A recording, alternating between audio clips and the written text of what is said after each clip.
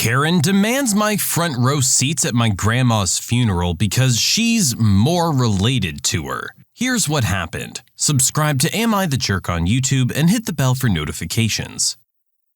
I remember this super vividly. Lots of tears were shed this day, as my family had lost our matriarch, my great-grandmother of 104. The family was torn to shreds last weekend, so nonsense like this wasn't expected. A bit of backstory. My dad's family is full of many different ethnic groups. My aunts and uncles live all over the world, so they've married accordingly. However, this entitled mother and entitled kid, about in their mid-40s and late 10s respectively, figured their emotions were more important than that of my own. I've always been close to my grandparents on my dad's side, and that hasn't changed, even when my mom, 52, and dad, 61, divorced and I moved to Texas. The setting of this story is in my hometown, Wichita, Kansas. We've gone through a ton of losses since I was little. My great-grandmother as of late, her daughter, my dad's mother, back in February of 2017, and my gramps, who I wasn't old enough to remember. I've had my fair share of funerals, and if it wasn't seen as disrespectful, I would much rather mourn in secret. Yet every funeral I've gone to, my father has always saved me a seat in the front pews near him, so that I'm not lost in the sea that is my dad's side of the family. Mostly also since I usually call myself a soldier, when he breaks down, it helps that I'm there to comfort him. The last funeral, his mom's, was the worst of these. He didn't even want to go back to his resident state, but instead wanted to live in their old house with his little sister for the rest of his days, because that's where she last was. Needless to say, knowing his parents and now grandparents were both gone, he was sputtering and bawling and just would not stop. That's jumping a bit too far though, so let's take it back to when everyone was filing into the chapel. I, naturally, took my spot next to my father in the first row of pews, preparing for tons of tears. I was taking a moment to myself to breathe, calming myself down. I was getting anxious, and was about to have an anxiety attack when entitled mother, entitled kid, and begrudgingly nice dad, one of my married-in uncles, walk up to me. I stand to give them a hug and some blessings as normal, then go to sit down. Suddenly, though, entitled mother grabs my arm and holds me in suspension.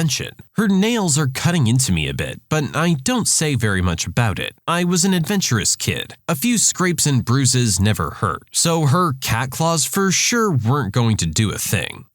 Excuse me, where do you think you're going? Indirect family sits toward the back. I was appalled. Multiple scenarios of me hanging about my great-grandmother's house, who shall henceforth be known as Big Granny, playing with Legos until my dad came home from work, filled my mind. I clear my throat. This was helping none with my anxiety attack, by the way. Sorry, I don't think I understand. I'm Big Granny's first generation of great-grandbabies. This is my seat. My dad, her grandbaby, has reserved this seat.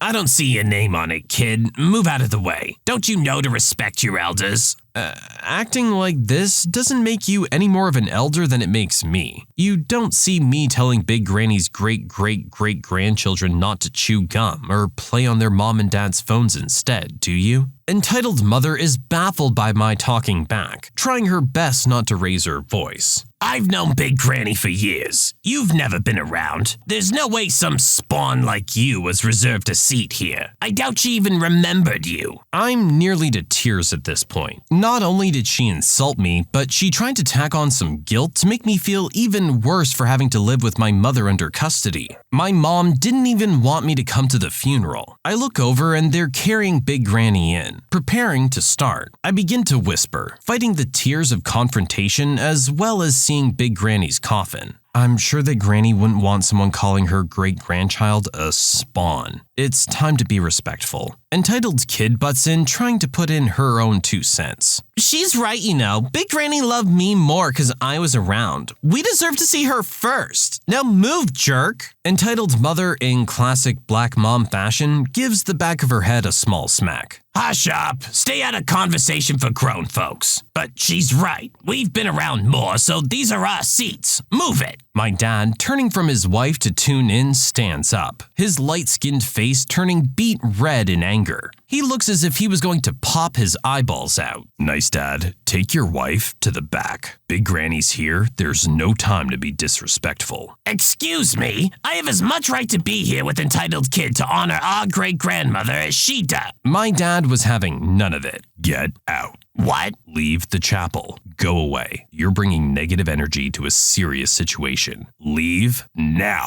Her outburst brought a ton of attention. I was nearly in tears, and it wasn't even because they'd opened her casket for viewing. Entitled mother, entitled kid, and nice dad start to walk out. Entitled mother and entitled kid are beet red and bawling. I grab nice dad and shake my head. You deserve to see her. You weren't a part of this. That's nice. I've been trying to turn her out for a while now. Lawyer says to be cordial and all. My dad smiled knowingly. You'd better hope you get entitled kid and train her right. It seems her mother isn't there for her. Rather just to flaunt revelescence over everyone else. It's not the way to go. Come, sit. Let's scoot over original poster. I oblige and everything goes as normal. The funeral service was amazing. It wasn't depressing. The pastor made some nice points, some good laughs, and brought back some really fond memories. One thing from the funeral I was told to repeat for anything in the future: let not your heart be troubled. Thanks for listening. You'd think at a funeral, a Karen would know how to control herself. There are times and places to get into this kind of confrontation. This is not it, especially as everything's about to get started. I get that she's grieving too, and she doesn't know these people and thinks she deserves to be there. But there's nothing you can do about it right then. You grab your spot and you pay your respects to the woman you loved. Let them do the same. If they're in the front row, it's for a reason. Just get the closest seat you can and be there for what you're there to do. Not start fights with other people who are grieving, but to remember the person you've lost. You can submit your own stories to be featured here on the channel. The story submission link is in the description below. And if you want to listen to some vibey music in the background, check out easymode, also linked below. And don't forget to subscribe. My boss wants me to do all the work of a higher position but not give me the title. He doesn't realize that that actually works out better for me. The entry-level position at my old company is a revolving door. The pay is low, the work is unrewarding, and the expectations are unattainably high for the vast majority of the staff. The average time in that position is 6 months. This is by design. It's a position that requires minimal training, and there are plenty of applicants willing to work for minimum wage. It's actually a really great entry point into the field and uses all of the industry standard practices and tools. Most people use it as a launching point for a successful career and move on to a higher paying job after half a year. One of the cool things about the position is that they offer a great perk for paid time off. You get 1 hour of paid time off for every 30 hours worked. There are no caps on accrual or limits on usage. It's a great way to attract recent college grads to the position. They feel like they're getting a great benefit, and the company knows that they'll be gone in 6 months anyway, so they don't end up paying for a lot of time off. I took the job fully expecting to be gone within a year, but I ended up thriving in the position.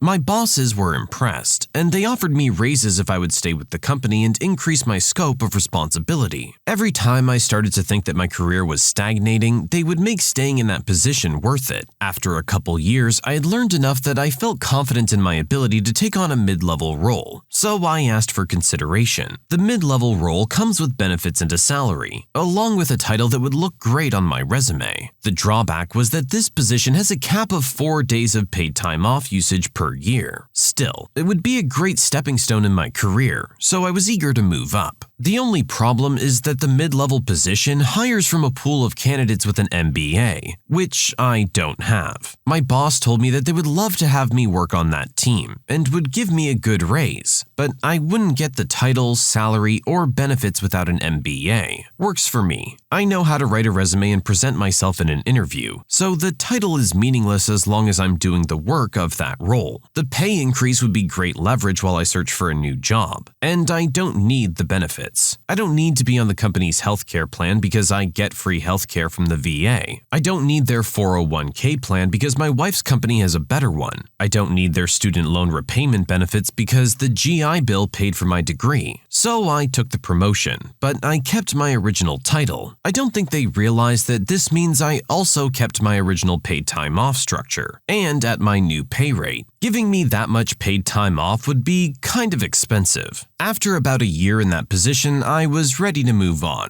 I told my boss I wanted to use all of my available paid time off, and he said, "No problem, enjoy your 4 days." No, you don't understand. I'm still a entry-level job title. I'm off for the next 6 weeks. I actually did take a month off and had a great time. Then I started job hunting full-time and quickly got offers. When my paid time off was over, I came back to the company with my 2 weeks' notice. The timing was bad for the company because they didn't plan on spending that much on paid time off that quarter. I hope they've revisited their decision to tell me that I was capable of doing a job but not qualified for the benefits of that job.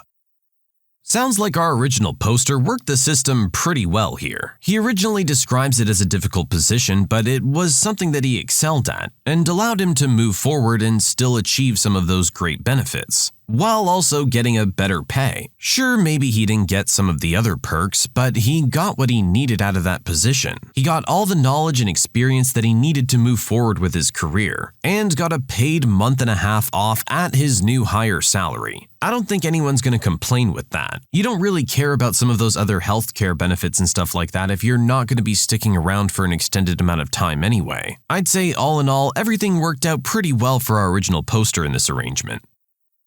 I took my daughter home from my ex-husband's birthday party because she was there without my consent. I, female 35, and my ex-husband, male 37, got separated 1 year ago. We share custody of our 15-year-old daughter. My ex-husband has her for certain days, and his birthday didn't fall on one of these days. In fact, it fell on one of the days where my daughter's supposed to be with me. He called me so we could discuss letting him have my daughter on the day of his birthday, but I told him no because it's not his day to have her. He got my daughter involved and she said she really wants to go, but I said no because I have my reasons. My ex-husband dropped it, but on the day of his birthday, I went to pick my daughter up from school but discovered that he came and took her straight to the restaurant where his birthday party was taking place. I was fuming. I called him, but he didn't pick up. I then called my daughter and she said she was with him. I used the location feature to track her phone and got the address. I showed up and interrupted the party. My ex-husband started arguing with me, but I told him he had no consent to have my daughter with him that day. But he said my daughter wanted to be there for his birthday. My former mother-in-law tried to speak to me and I told her to stay out of it, then told my daughter to grab her stuff cause we're going home. My ex-husband and family unloaded on me, and I tried to ignore them and just leave, but my daughter made it hard for me. I took her home eventually and grounded her for agreeing to leave school with her dad when it wasn't his day. Her dad called me yelling about how bitter and spiteful I was to deprive my daughter from attending his birthday. I told him it's basic respect and boundaries, but he claimed it was just me being spiteful and deliberately hurtful towards him, that I didn't even care how it affected my daughter. I hung up, but more of his family members started blasting me on social media, saying I showed up and made a scene at the restaurant. They even went as far as calling me unstable.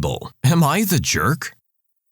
I'm sorry to be the one to tell you this, but yeah, you were the jerk. Your husband hit the nail on the head as far as I can tell. You're just being spiteful towards him. You're hanging on to bitterness and resentment and using your daughter as a weapon. She wants to be there. It's 1 day out of the year. Let her go to her father's birthday. Why are you being so controlling? What is this power trip that you're trying to pull? All you're serving to do is damage your own relationship with your daughter. No wonder she'd rather be with her dad. You're gonna have to grow up and accept the fact that there's gonna have to be some wiggle room on your guys' arrangements. I can guarantee that next time you want to do something special with your daughter on a day that's assigned to your ex-husband, he's gonna screw you over right back. New guy thinks he can do my job better than me, so I got him his own store. I worked at an auto parts store, and we had just hired a new guy that seemed to have prior experience in the business. But God, was he an arrogant jerk. He was super jealous of my position, and I gotten a raise and I'm not shy about it. So anyway, I'm a sales lead and he's under me. He constantly undermines my authority and is just a general pain all the time. He ignores my instructions and always tries to threaten me with policy. So what I did was drop a hint that there was a store manager position I was considering, which normally was a good position. But this store was a wreck and everyone knew it. It never held a manager for more than a month. So of course he applies for the position just because he thought I did, and got it by default, cause no one else had applied in over a month of it being open. Pretty soon, he was working 120 plus hours on salary with no overtime, and the store barely broke even, so he didn't even get very good commissions, which is supposed to be like a quarter of their pay. I was making over double per hour with all the chill, cushy shifts in a fully staffed store that made bank. The store ended up shutting down and he got moved elsewhere. It didn't ruin his life, but it had to be miserable for a while, and he made less money per hour than he did before. Don't assume you're smarter than people you don't know.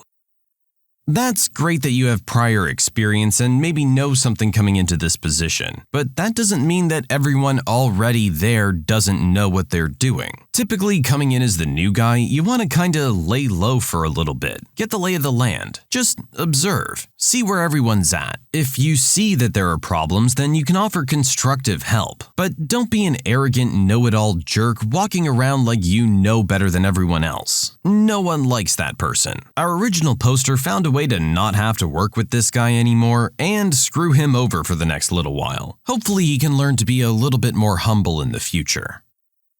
I forced my brother to come pick up his 3-year-old after he dumped him at my place right before my shift so he could go on a date. I, male 32, have a brother, male 30, Kevin, who's a single dad to a 3-year-old. Kevin lives in the same city as me. We don't have any family or relatives here, just a few friends. Kevin has a habit of dumping his kid on me at random times to watch while he goes out on dates with women. So far, he's gone out on 4 dates while expecting me to watch my nephew. It bothered me because I have work commitments. I'm a nurse, and my schedule can be unpredictable, and so he caused me issues at work for dropping his kid off at my house without telling me first. Last week, he did it again. He came over at 6 p.m. and entered my house with my nephew. He has a spare key. He did this while I was showering and then left the house immediately. I got out of the shower and was shocked to see my nephew standing there alone. I asked where his dad was and he said he just left. I knew he wanted me to watch my nephew.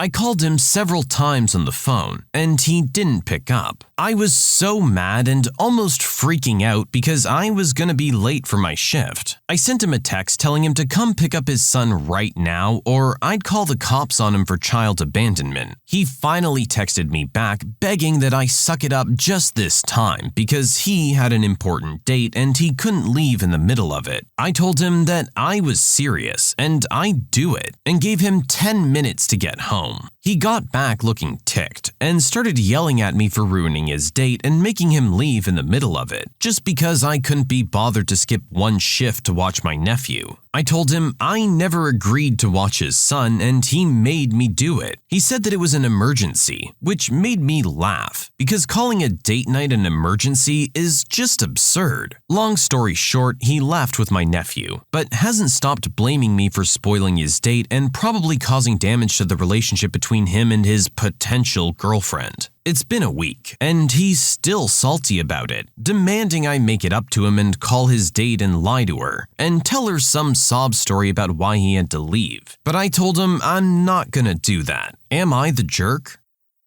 No, your brother needs to grow up. He's a single dad to a 3-year-old and he's pulling stuff like this. I can understand that you want some personal time and need to go out on a date once in a while, but just arrange it ahead of time. You don't just drop your kid off at your brother's and leave and not even say anything. And expecting your brother to give up that shift to look after your kid when you won't give up a date to look after your kid? What does that say about you as a father? You're saying uncle should be expected to look after the kid but not dad? Surely you see the fault in your logic here. Our original poster did nothing wrong here. In fact, dad needed to be called out a lot earlier than this. It seems you've allowed a standard to be set and now he just expects it. While of course you want to help out your brother in this difficult time of him being a single father, you can't be giving him too much help. At a certain point, you're not helping him. You're just making his life too easy. He needs to learn that it's gonna be inconvenient. By giving in and letting him do what he wants, you've allowed this behavior to go on. Now, I'm not saying it's completely our original poster's fault that dad's such a bad parent, but he's definitely not helping the situation. Hopefully, by finally putting your foot down, dad'll open his eyes to what it is he really needs to be focusing on.